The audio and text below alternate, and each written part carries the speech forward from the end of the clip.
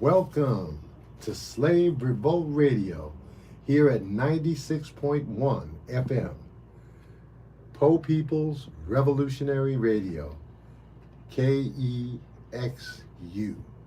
And boy, we got a program for you today. We've got an interview with Steve on Niger. We've got our headlines as usual. And we're going to talk about police brutality in depth. All that and a whole hell of a lot more here at Slave Revolt Radio.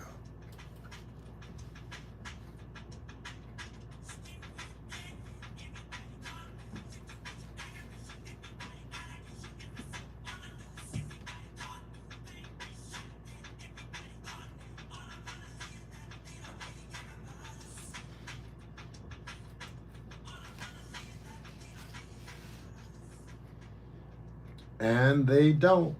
But here for our headlines.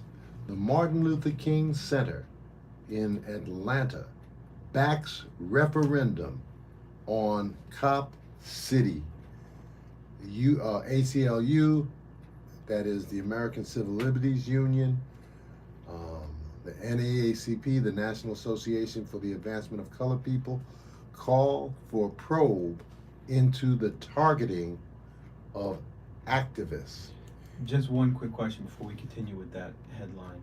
So what is a referendum for everyone who's listening? Well, that's what I was going to explain. And they explain, okay, perfect. Okay, in Atlanta, support is growing for a citywide referendum that could decide the future of Cop City, a massive multi-million-dollar police training complex. The King Center, run by Bernice King, the daughter of Martin Luther King Jr., has joined Cop City opponents in calling on Atlanta officials to allow for a public vote on the project.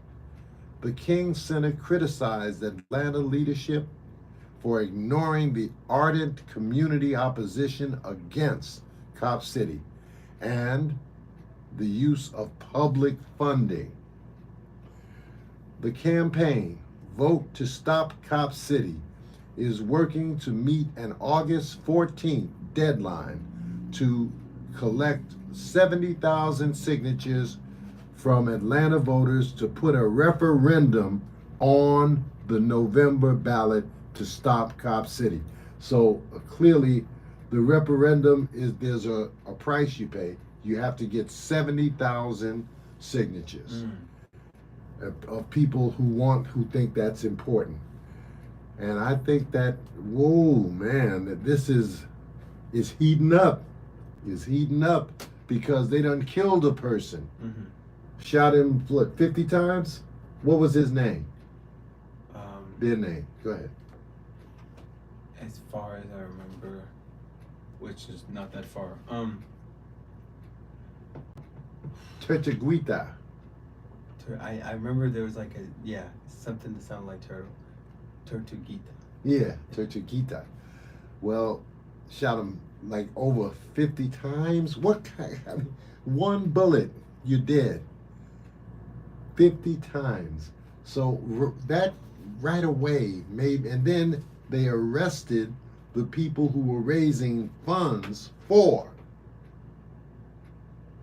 the legal defense of the colleagues that went up there and were resisting the starting of the building of Cop City.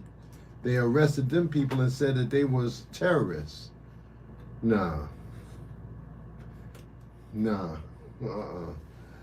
This comes as civil rights and human rights organizations, including the ACLU and the NAACP, are urging the Homeland Security Department to investigate the mass targeting and surveillance of Cop City protesters, as dozens of forest defenders have been arrested and charged with domestic terrorism. The groups warn of the dangers of vague, overbroad, and stigmatizing terms like domestic violent extremist and militant to describe individuals who may be engaged in protected First Amendment activity. That's the key. That's the key. That is, what they're doing is advocating against this militarized cops, giant cop station. Oh, it's just. Meanwhile, an environmental group has sued the city of Atlanta as construction of Cop City has already contaminated local water streams. The lawsuit, filed by the South River Watershed Alliance, could temporarily block construction of the project. Okay. Well, let's move on. Federal jury unanimously sentences Pittsburgh synagogue shooter to death.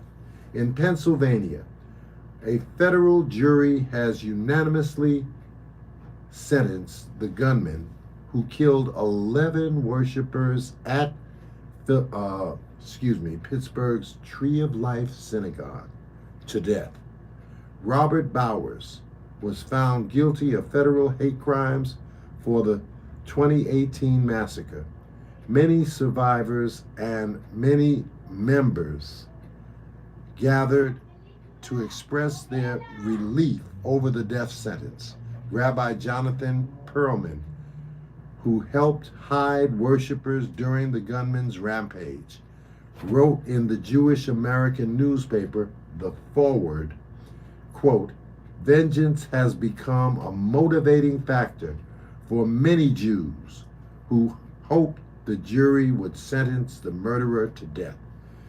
But despite the horrific nature of his crimes, I do not believe that doing so would bring either justice or peace." We'll have more on this right now because I'm gonna move this up. This would be the first time that the federal prosecutors have successfully sought the death penalty under the Biden administration, which has imposed a moratorium on executions. So now they're saying, okay, this is an exception.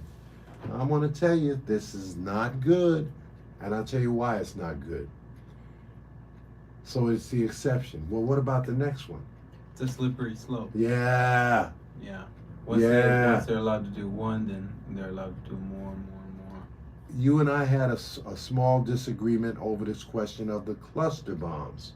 See, I feel that no, if the cluster bombs have been banned, then we shouldn't use them at all. And the United States giving cluster bombs to the Ukraine breaks that ban, and I'm totally in principle opposed to that. Well, I have to say, I think that the opponents of the death penalty are right here. In this situation, we don't want to get that death penalty going. You know, we want, in fact, to go the other direction. That is, we want to ban the death penalty. We want to ban death as a punishment. Yeah, even the people who were the survivors of the attack, specifically that rabbi, was saying that it does not make sense. Okay. For what even the notorious and terrible nature of his crimes, Rabbi believed that it was not. That's not the right thing to do. You know? Okay. We are joined now. You know, we there are many people, and there's something called Jews Against the Death Penalty. And they said, quote, "For never again to have any meaning, it must also mean never again to state-sponsored murder of defenseless prisoners who are otherwise no longer a threat, safely behind bars. This is a lesson that 21st century Judaism should share with the world." Okay, now we're gonna start talking about this Nigerian stuff. Well, wait a minute. Let me find. Okay. Remember, they pull this crazy stuff in Memphis when the young people marched on the state assembly because it was just, they wanted gun control. Mm-hmm. And they threw out one or two of these representatives. Three. Or two, but three were suspended. Okay, and so we talked about on the show the two black men and the one white lady. well, guess what? They could not beat people power. Mm. Voters re-elect Tennessee Democrats expelled by the GOP for gun violence protests. In Tennessee, two black Democratic lawmakers who were expelled by a Republican supermajority from the State House of Representatives have won re-election.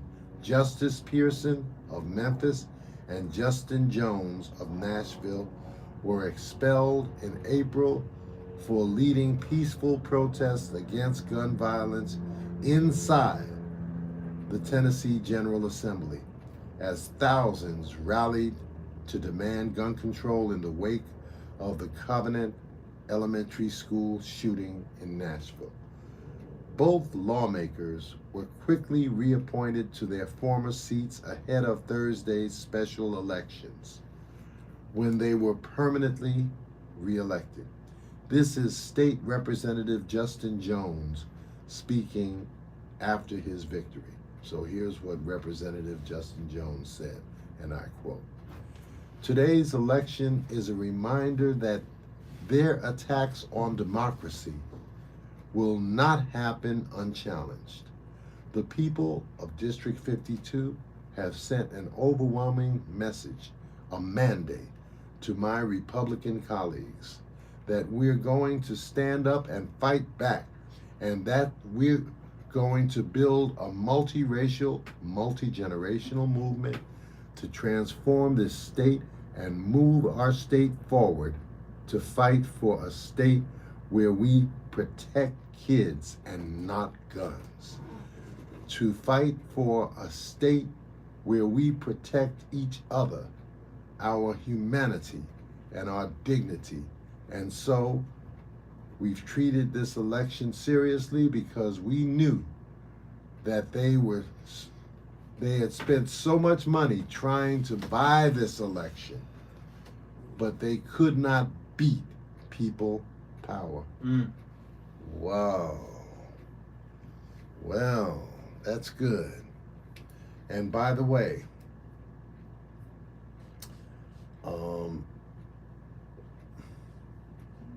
there is a teenager that was charged with a hate crime in Brooklyn in the murder of a black dancer, O'Shea Sibley. Did you hear about that? Mm-mm.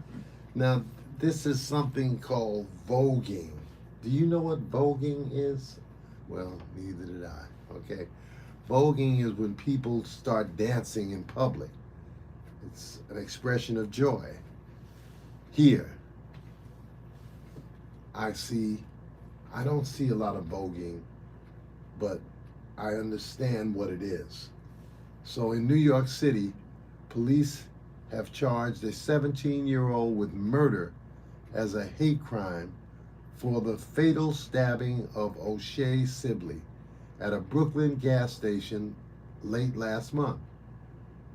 28-year-old Sibley, a black gay man, was a dancer and choreographer. Sibley and his friends were dancing to Beyonce's Renaissance. Have you ever heard that song? Mm-hmm. Okay. To the Beyonce's Renaissance album as they filled up on gas on a Saturday night.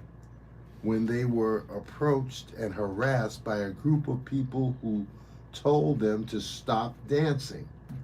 The group yelled homophobic and racist slurs as the dancers defiantly carried on before the teen stabbed O'Shea Sibley. Vigils and protests have taken place across the city since then.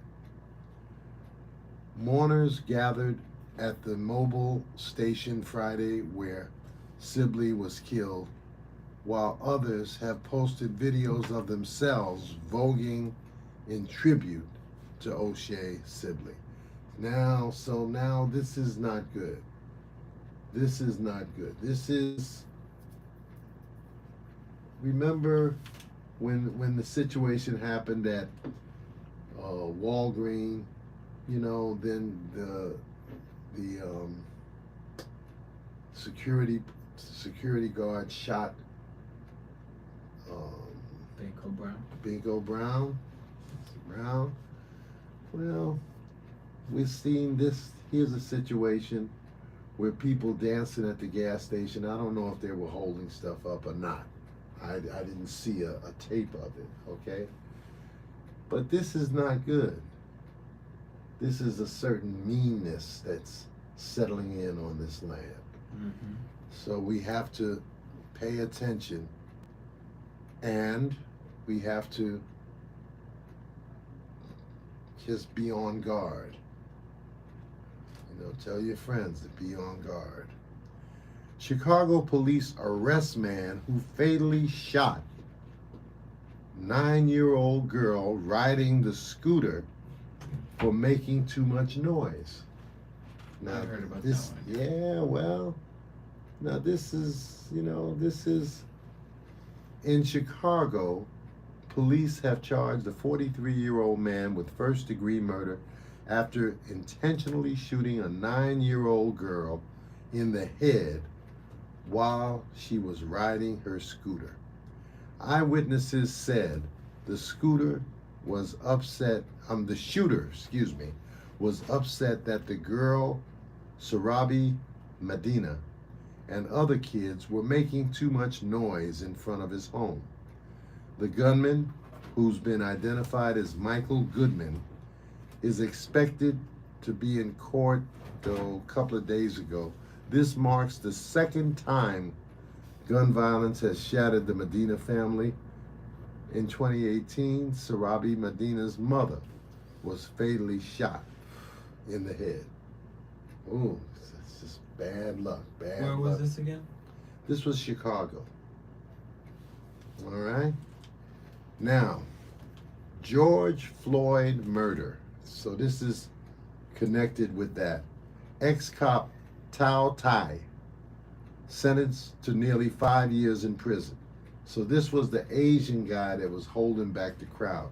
Former Minneapolis police officer Tao Tai has been sentenced to nearly 5 years in prison on state charges for his role in the police killing of George Floyd in May 2020. Mm-hmm.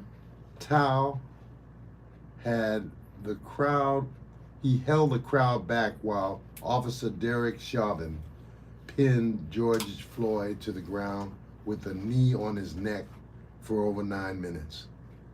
Tao is already serving a 42-month federal prison sentence for violating Floyd's federal civil rights. Tao, he was unrepentant for crimes he was convicted of, and he cites God, Oh yeah, bruh. Really? I saw the tape of him in court because I did a little research to, follow through on this stuff. And when he was convicted, they say, okay, well, so he's saying, well, God is gonna look after me. Yeah, okay. And he was basically unrepentant, and that is not good. And he went away for 5 years. Well, 42 months. Yeah, 5 years. Let's see what happens. Let's see if we have a follow through on that. Yeah. Let's just say, for the amount of fame that he's gotten, in terms of, also being a police officer and such, don't know if he's gonna make it that far in prison. That's all I'm saying. Oh, now you wishing you putting the ugly wish on his ass. I'm being realistic. Yeah. This man is notorious for his crime, and his crime is allowing a fellow police officer to kill a black man. That's right. Is one of the most popular police killings in the past decade. That's right. So he definitely is going to have a target on his back. So if anybody needs God in prison, it's him. That's for sure. Yeah. This man needs that support. Well, check this out. Now this is something. A black mother is suing after she was wrongfully arrested due to faulty facial recognition ID. Whoa. Now let me try to give you this. A woman is suing the city of Detroit after she was wrongfully arrested for robbery and carjacking over faulty facial recognition technology, AI. Okay. Portia Woodruff was 8 months pregnant and getting her 2 children ready for school when 6 police officers showed up at her home in February to take her into custody. Woodruff was detained and questioned for at least 11 hours before being charged and released on a $100,000 bond. Oh my goodness. She says she started having contractions in jail and had to be taken to the hospital after her release due to dehydration. The case was dropped a month later. Woodruff is the first woman known to be falsely identified as a criminal suspect due to facial recognition technology. At least 5 other people have also been wrongfully arrested due to the technology or the lack thereof. All of them black. So that's 6. All of them black. Activists have long warned facial recognition technology and artificial intelligence would exacerbate racial inequality in policing, disproportionately impacting black people. Mm-hmm. So now we see. Yeah. That's terrible. And what's crazy is that 2 things. Number 1 is that those 5 people, along with Miss Portia, are only the people who we know who've been made public. Yes. Imagine how many people who were falsely identified using facial recognition software are still in prison to this day. Man. Or were even, dare I say, put to the death penalty because of this faulty facial recognition. And very often, people just plead guilty because they don't want that they can spend months and months in jail, and they just try to plead guilty. Along with thousands of dollars of legal fees. The second thing I had to say is that it makes you think, on a more conspiratorial note, that what if this faulty facial recognition software is not faulty at all, and it's actually targeting black people? Because the thing is, hear me out. Okay. From what I know about technology, is that it's not often faulty when targeting one person.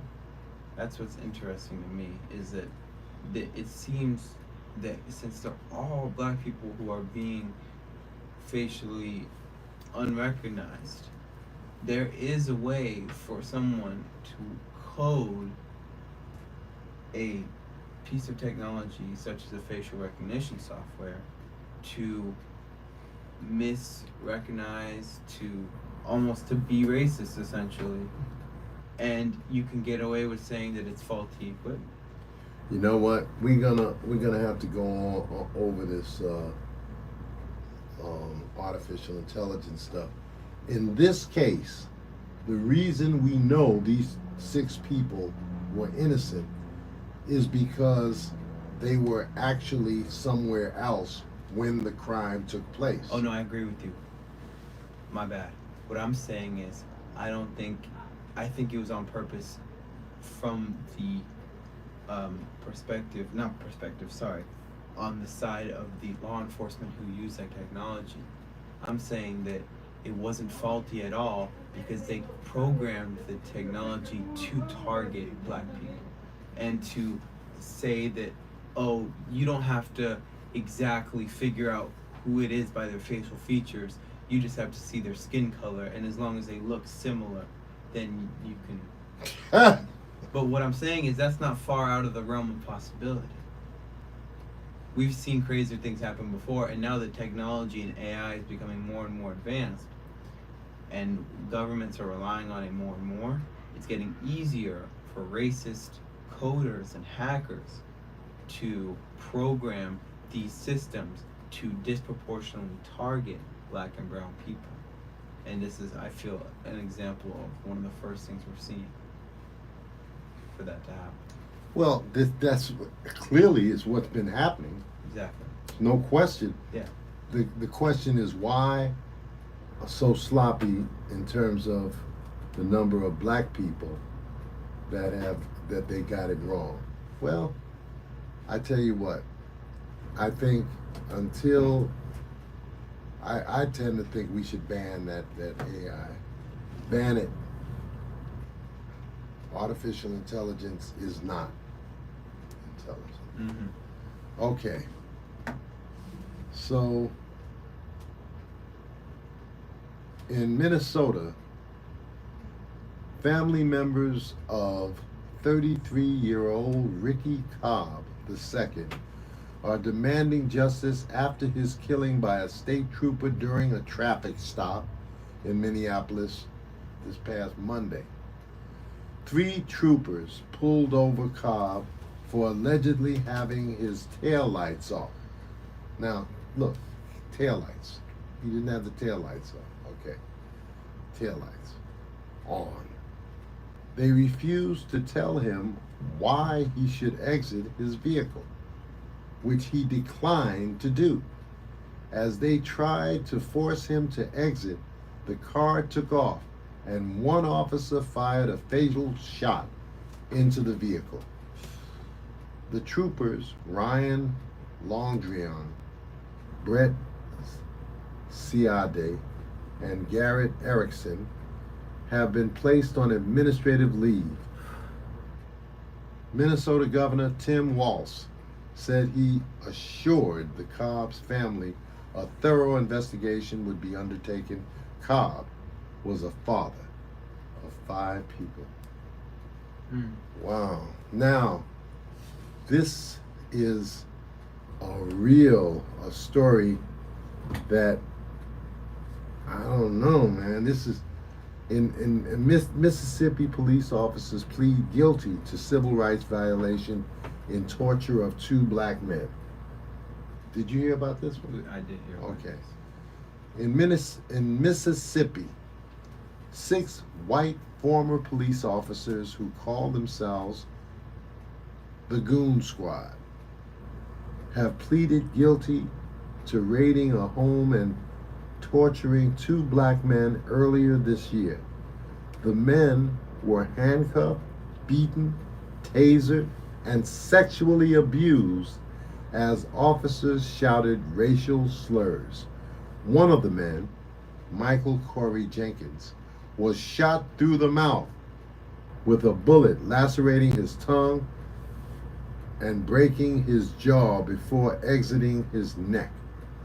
Malik Shabazz, a lawyer for the 2 survivors, said the guilty pleas were, quote, historic for justice against rogue police torture and police brutality, unquote, and that all the defendants should expect to receive time behind bars when they are sentenced in November. Some of the guilty men could face life in prison. If I may Mm-hmm. add something in, because kind of these two are similar situations. I want to talk about both of them, in that it saddens me, but it's also uplifting. It's bittersweet that we get so excited at the bare minimum of charges being placed on police officers torturing and killing black men and people of color in general. Because what I've noticed is that we have all become desensitized and accustomed to the fact that white police officers can kill brown people, and then when you have and it not be seen as a hate crime, and it not be seen as something that is obviously biased and is not charged in the same way as if a white man without a uniform did the same thing to a black person. That's the terrifying part, is that we're so desensitized to police killing people of color that we're like we're so happy that they just got a guilty verdict, or we're so happy that they were placed on administrative leave, and that the governor is gonna do a thorough investigation. Oh, thank goodness they're gonna do a thorough investigation. If that was any other person that didn't have a uniform on, it would be seen as a hate crime, and they would go straight to jail, and there wouldn't be a trial. But they hide behind, and now we're seeing white men sign up for the police because they know that they can get away with murdering, and there's going to be far less of a charge than, or it would be a lot harder to convict them by hiding behind that shield, and they can do the same things that they would have done had they not become a police officer. And we're seeing that happen more and more, and it's terrifying. Yeah, but you know what? In this particular case, I think that the Ku Klux Klan was involved. I think, unfortunately, and here's why. One of the officers actually was a part of. He was not at work. They called him to be involved. So I tell you what, we'll leave this alone. And Steve, talk to me. Oh wait, sorry. Go ahead. Steve, talk to me. We need to get a little volume. Oh, there we go. It wasn't plugged in all the way. Try it again. Go ahead. Okay, Steve, talk to me. How you doing? Okay, we got it. Steve, we're gonna start now talking about Niger. Okay. All right. This is a strange situation, and I want you to share with us your knowledge. So the Nigerian coup leaders and supporters remain defiant as ECOWAS, the deadline, the threat that they made to restore Bazoum, who is the president of Niger, that passed in Niger. Leaders of the military coup have shut down the country's airspace, citing possible imminent military action from their neighbors after a Sunday deadline to reinstate ousted President Mohamed Bazoum expired. The deadline was issued by the West African bloc, ECOWAS, which has condemned the coup alongside international powers, including the U.S. and former colonizer France. But many Nigerians have voiced support for the military leaders and strongly reject any foreign intervention. Protesters have been taking to the streets since the July 26 coup. Ibrahim Bana said, if ECOWAS or French forces decide to attack our country before reaching the presidential palace, they will have to walk over our bodies, spill our blood, and we'll do it with pride because we don't have another country. We only have Niger. Since July 26, our country has decided to take charge of its independence and sovereignty, and this is our way of demonstrating it. Niger's coup generals requested defense help from the Russian mercenary Wagner Group in the face of possible military intervention. Burkina Faso and Mali, which also have been taken over by military following coups, previously warned any attacks on Niger would be tantamount to a declaration of war against their countries as well. Niger is a major supplier of uranium to France and the European Union. What do you think, Brother Steve? Well, I appreciate all the data that you shared with the listeners. I think that this situation in Niger harkens back to actually the 1950s and 60s, when we had your first wave of anti-colonial struggles coming out of Africa. As well as to the 70s and 80s, when we had your anti-Portuguese liberation struggles coming up. In the sense that the raw materials of Africa are not used for Africans. That's just the bottom line. In the United States, France and other Western powers consider Africa their sphere of influence, and they have a national interest to dominate militarily, economically, and politically. They feel that way all over the particular network. Mm-hmm. So while the long-term goals of Nigerian Prensa are not really understood by me too well, the National Council for the Safeguard of the Homeland and their symbol looks like the Iwachina, which put in their flag, the leaders of the National Council for the Safeguard of the Homeland are English trained. They went to school in Americans. It seems as though there's been a shift in their allegiance or their opinion about the French domination of the country. Mm-hmm. And it seems as though they want a break from France. That's what it seems like to me what's happening. Now, France has military soldiers there. France has an economic relationship with Niger in the sense where money is controlled by the French economy, French government. The United States is involved in some counter-Islamic fundamentalist military action in Nigeria. And I think that overall, the hypocrisy of France and the United States is quite evident.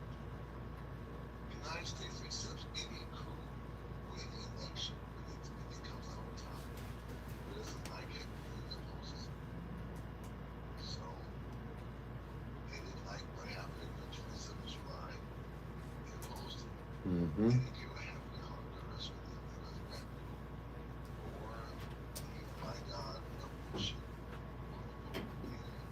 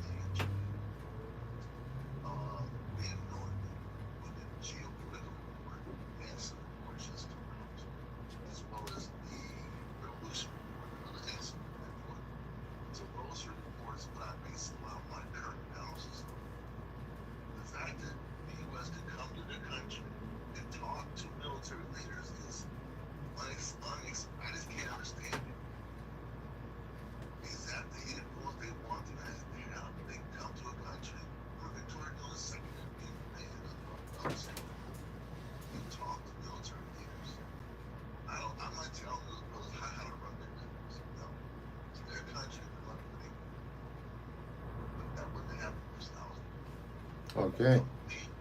Meat, and that's it. You can't let a snake inside your house and think you're a fun animal or something. So, that's how I see it. I think people of the world should support not an older because it's about Nigeria. They had a lot of audacity to tell somebody, we were going to come in. How dare you? Who do you think you are? Tell me when you want my country and good thank you. Ain't been no mass murders, ain't been no Rwanda country aside going on. Okay, and then nobody do nothing. Well, hold on, slow down and tell our listeners what happened in Rwanda, because I Sure, yeah, no problem. That's okay. Let's go. Hold on. I get my dates right. Rwanda is a country that Africa, in Eastern Africa. that has Tutsi and Hutu tribes, and the Hutus started massacring the Tutsis. Right. Almost 1 million of them were massacred, and that's what I think you're referring to. Right, and this was in 1994. Okay. Now, France was aware of what was going on. This is the former French colony. I'm not saying France should intervene, but the imperialists knew what was happening, and nothing was done. Because this has always been kind of like a bellwether of any nation. Out in Nigeria and the economic community of West African states that was dare to tell Niger invading the molest this guy who overthrew the Bangalore. Politics can be run by military, politics can be run by coach. Whatever serves the people best is what people should know. So how do we know? So, for instance, Sure. how do we know the attitude of the citizens? According to the Economist, 80% of the citizens favor the coup. I found that strange. But what do you think about it? Well, it seems to me that those who run the junta have their pulse on the feelings of the people, and to the extent that they project an image that products will be made, they will be endorsed. We'll have to see what happens. This is where we as outsiders and analysts really don't know. We don't know. We have not been given a good sense of where the junta is, but politically, we always know that they're against France, which is okay, and we get the sense they want to use natural resources, wealth of natural resources, to improve the lives of the Nigerians. So we have to see how that can happen, and because they would have natural resources that are be mined by somebody, they're going to be sold to somebody, and the money has to come back to the share that they build up the infrastructure of all the liberation movements that exist for a long time. Clean water, electricity, hospitals, schools, roads, improved standard of living. That's exactly right. Nigerian junta leader vows to resist any attempts to remove coup leaders as foreign exodus continues. In Niger, the leader of the military junta, hold on a second please, that deposed President Mohamed Bazoum on July the 26th, says he will defy any attempts to restore the former president by force as leaders of ECOWAS, the bloc of West African countries, threatened military action unless the coup is reversed by August 6th. General T. Kana made the comments in a nationally televised address on Wednesday, and he said, "The National Council for Safeguarding the Homeland rejects all sanctions and refuses to yield to any threat, whatever it may come from, wherever it may come from. We reject any interference rather, in Niger's internal affairs. Major cities across Niger have been experiencing rolling blackouts after Nigeria cut supplies of electricity as part of sanctions imposed on Niger. So they're regionally integrated, it looks like. This week, that's right. This week, French soldiers evacuated hundreds of French nationals and other Europeans from Niger. And on Wednesday, the U.S. State Department ordered the evacuation of non-emergency personnel and family members from its embassy in Niger's capital, Niamey. The Biden administration told CNN it had no plans to withdraw 1,100 U.S. troops in Niger. So the troops are confined to their barracks, but they have a drone, some kind of a drone base. ECOWAS to hold emergency summit today, actually, on Niger coup as U.S. freezes funds to Niger. So they done freeze the funds. Now, West African leaders are planning to hold an emergency summit Thursday to discuss Niger following the recent military coup. ECOWAS, the Economic Community of West African States, that's what ECOWAS means, has threatened the use of military force if Niger's military leaders did not step down this past Sunday. Well, they didn't. But there has been a deep division within ECOWAS over how to respond after the deadline was ignored. The Senate in Nigeria has come out against the use of force, even though Nigeria is the largest and the most powerful nation in ECOWAS. Well, what do you think? Well, I think, first of all, how dare Nigeria, how dare the United States and Europe put a sanction on a poor country? May God send the hell in judgment day. Make it hell. How dare you do this to a poor country? You're going to sanction a poor country because they don't do what you do? Well, An example of the crude neo-colonial bullying approach of imperialism. You- That's what imperialism is like. This is right here. Well, you're absolutely right. On Monday, the United States announced it was freezing about 100 million in aid to Niger, where the United States maintains a major drone base, as I said before. Meanwhile, Acting Deputy Secretary of State Victoria Nuland traveled to Niger, as you pointed out, where she met with some of the military leaders of the coup who rejected her calls to step down. Nuland was denied a chance to meet with Niger's ousted president, Mohamed Bazoum. Mali and Burkina Faso warn against the they warn against the foreign military intervention in Niger.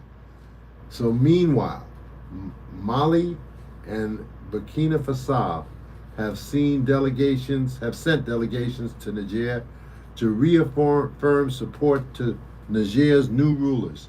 And I saw the gentleman from the military leader from Burkina Faso, and he was reminding me of Thomas Sankofa. I know. Very, very, very simple. Yes. What is his last name, please? Thomas. Sankofa. No, it's not Sankofa. But okay, his first name certainly is Thomas, and his last name starts with an S. He was a self-declared Marxist. So we have a strange situation in Africa with Thomas Sankara. Sankara is his name. I have a book by him. Oh, okay. I think these gentlemen essentially are revolutionary nationalists. That's what they are. Historically, they're revolutionary nationalists. That's what they stand for. They want their nation to be free of colonial domination. They're not necessarily socialists, I understand that. But they'll want a lot of that. They'll want a lot of state ownership of each production. They'll have to keep watch on the local oligarchs who are tied to U.S. imperialism. And that's what Victoria Newland was trying to split them onto right now on guns. But that's who they are, the revolutionary nationalists. We have a look at people like Nasser, Malcolm X, Nkrumah, like historically more like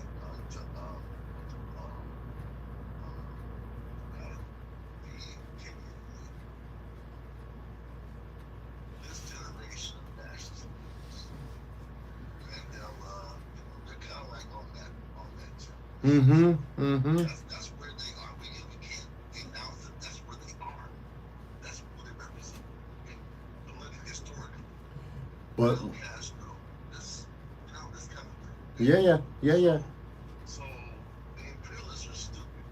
If I were an imperialist, I'm not an imperialist. I would do the JFK stuff. I need some more money. That's why if I was smart imperialist, I'm gonna call them. No. I think this is wrong, gentlemen. How can we work together? That's how you approach them. But they're so Arrogant. They're too busy being arrogant and racist and condescending. Yeah, well, now, yeah, but you know what? I don't think this is a time for that because actually, the Niger coup leaders accuse France of destabilizing the country as a ECOWAS summit kicks off. So the Niger's new military leaders are accusing France of trying to destabilize the country by releasing captured terrorists and breaching its airspace. France has denied the claims. This comes as ECOWAS, the Economic Community of West African States, again, is holding an emergency summit. It's actually going on right now. So, I really feel the real, well, I'm gonna say the real disgrace I see right now with the United States is two things. One, we have, I hate to say it, where the hell is Black Lives Matter these days? I'm gonna say, to me, it's a disgrace. They're not calling for demonstrations, supporting the right of self-determination. And they are the kind of leading, at least symbolically leading black organization, national organization. Where is the other American? you're talking about the DSA. PSA, I'm saying somebody's got to stand up. A national group say we're opposed to we call for self-determination. We say end all sanctions, end all military. You gotta oppose this. I hear people like, oh, we're opposed to the coup. The coup don't mean nothing. Let's slow down here. Let's slow down a little bit. We're just opposed to the coup. As people in the imperialist countries, our responsibility is to fight the imperialist war machines of France, the United States, Germany, and their allies in ECOWAS. That is our responsibility, to fight your imperialists at home. Absolutely. We'll take care of that. The coup will take care of itself. Well, To the people, it will be overthrown by something else. well, let me ask you a question. Here's what I think. I think the task is for the left and people that support what you say is self-determination, for those forces in this country, the United States. We need to call for the removal of the United States command from Africa. That is, AFRICOM, Yeah. the closing of U.S. military facilities in Niger, and to support the people of Niger in removing France from Niger, just as the people of Burkina Faso and Mali have done. They have already got the French out, and we should support the call for a federation between Mali, Niger, and Burkina Faso.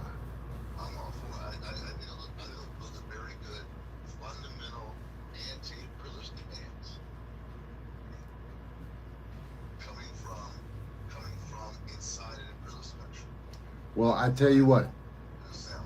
give us your final thoughts, because our program is about to end now. Okay.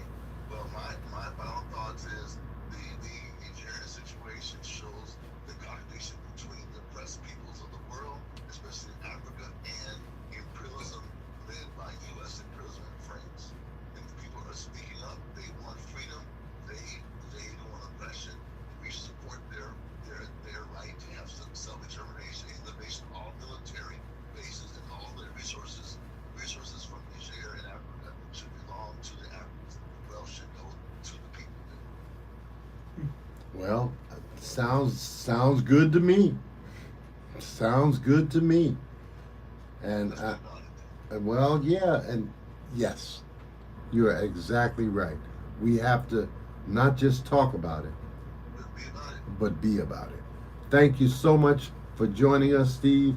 And now we're gonna end our program. But I want to thank you again for coming through. Thank you so much for having me. And you will be welcome in the future.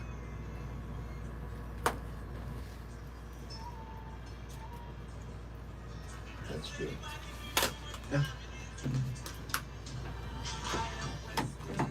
Wow, that's just so that now. But that's what I was saying in the beginning, remember? How it's really hypocritical because they're opposing the coup because it doesn't serve in their best interest, because it's not profitable for them. But if the coup, like many others, like in Central and South America, remember all those military coups funded by the U.S., by the CIA? That's why They the supported all of them. That's why Trump